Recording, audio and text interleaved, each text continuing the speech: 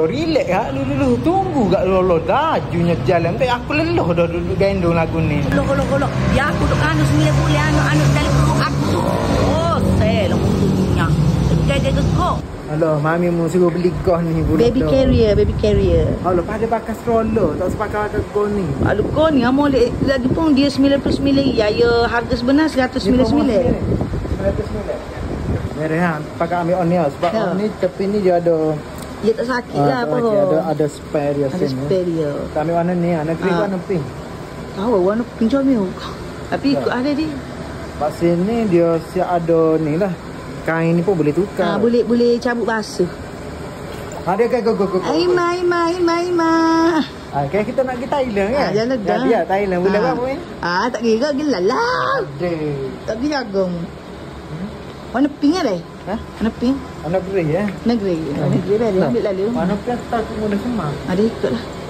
Tak. Okey dah. Sedap nampak aku pun boleh pakai. Tak bosan okey. Tak bosan boleh lah. Lagi ya. Mu bayar. Oh jadi nyong kita lalu. Bagi dua pas ni. Berat dua.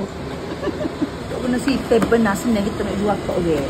Tak seguna nak jual. Free lah. Maknanya kita tengok ni juga tak takut orang ingat kita pelawak. Tu harga dia. Harga ni. 149. Maknanya tak apa, tak ada kotak pasal awak. Mu tengok video ni harga mami beli 149. Contohlah lepas ni mami jual 130 ke 120 ke. Deh. Ni.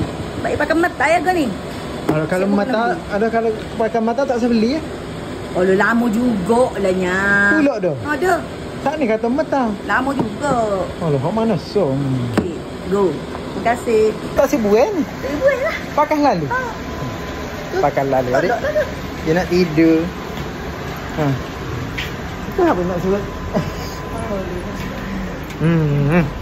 Pakai duduk selalu, pakai jolo. Pakai jolo lalu. Tak. Kopi pih ready. Kan ai? Dia mandi lagi. Okay, kita nak pergi travel. Ada nak pergi travel. Okay. Cantik. Ima, hok ni you tu bik tangan kau ni daddy. Ya selesa. Hok tu you kena tu bik tangan kau ni. Jalan. Oh, ya marah ha. Campur dengan anak tidur. Nak sangkoda aja. Tak apa kau kaki anak kekeng.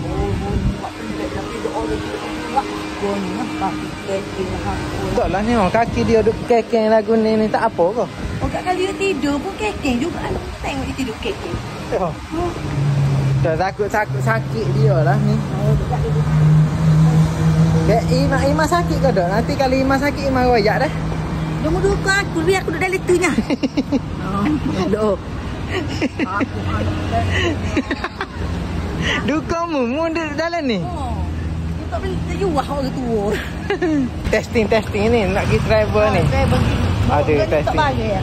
Kau tu beli stroller letak bagi. Dia nak shopping. Ponde ni. Ponde. Relax dulu aku nak elok kat ni. Berat ni gendong lagu ni tengok ngah tidur lagu ni. Berat apa ya aku sama ni 9 bulan takut dak kano dia siapa beranak tu. Baru mu tahu mana aku bawa.